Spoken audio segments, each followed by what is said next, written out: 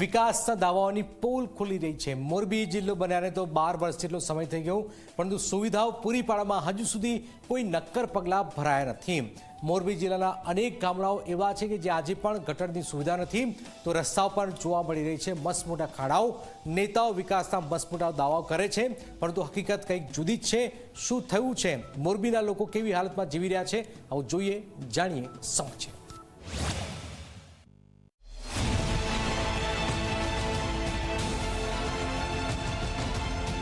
મોરબીમાં કેટલો વિકાસ થયો છે તે આ દ્રશ્યો સાબિત કરે છે, કેમ કે શહેરમાં સ્વચ્છતા જોવા મળતી નથી।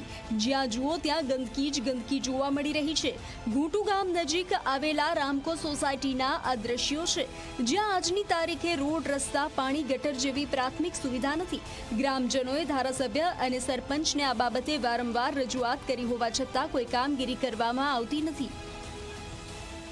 અમારા વિસ્તારમાં અત્યારે જો બધી બાજુ ખાડા પાણીના ભરેલા છે કે હાલે એવું છે નહીં, તો અત્યારે ઘરે ઘરે બધે મંદવાડના ખાટલા બધે ઘરે ઘરે છે કે ઘરે 500-600 ખાટલા છે, બરોબર। તો માણસ અત્યારે હાલે ક્યાં? તમે જોઈ લ્યો ત્યાં કઈ રીતે હાલવાનું છે એમ, તો અમારે હાલવું ક્યાંથી? તો ઓલી બાજુથી એટલું પાણી, આ બાજુ એટલું પાણી, તો માણસ હાલે ક્યાં? રસ્તો મેં એટલી માંગણી કરી છે કે અમને રસ્તો બનાવી દો અને અમને પાણીની સુવિધા કરી દો, ગટર લાઈન કરી દો। અમારે આટલી માંગણી છે, બરોબર, બીજું કંઈ નથી માંગતા, એટલું કરી દો, અમને રસ્તો કંઈ રોડ બનાવી દો અને પાણીની સુવિધા કરી દો। કાંતાબેનના શબ્દોમાં તમે સાંભળ્યું કે ઘૂંટુ ગામની શું સ્થિતિ છે। તો આ દ્રશ્યો છે મોરબી શહેરમાંથી પસાર થતા રસ્તાના।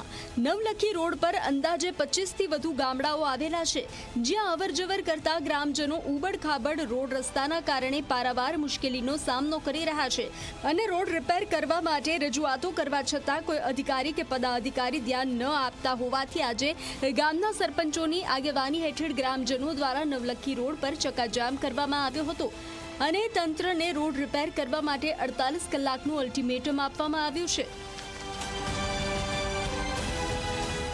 અમારો જે આ નવલખી હાઈવેનો જે રોડ છે એ અતિ ગંભીર હાલતમાં છે, કારણ કે જયપુર છે, ખાખરાળા છે, બગથડા, બરવાડા છે, આ બધા ગામના જે લોકો છોકરાઓ અપડાઉન કરે છે એની વારંવાર અમને લોકોને ફરિયાદ કરવામાં આવે છે કે ભાઈ આ રસ્તો રહ્યો એ સાવ ખરાબ હાલતમાં થઈ ગયો છે અને રિપેરિંગ એ કેવી રીતે કરેલું છે કે મોટા મોટા પથ્થરો નાખી અને ગાબડાઓ રહ્યા એ પૂરા કરી દેવામાં આવે છે। તો મોટા વાહનોના કારણે ભય એવો રહે છે કે એ પથ્થરો ઉડી અને એમને લાગી શકે એવો, એટલે વાલીઓના મનમાં પણ એવી બધી ચિંતાઓ છે કે પોતાનું બાળક ઘરે ક્યારે સહી સલામત આવશે કે નહીં।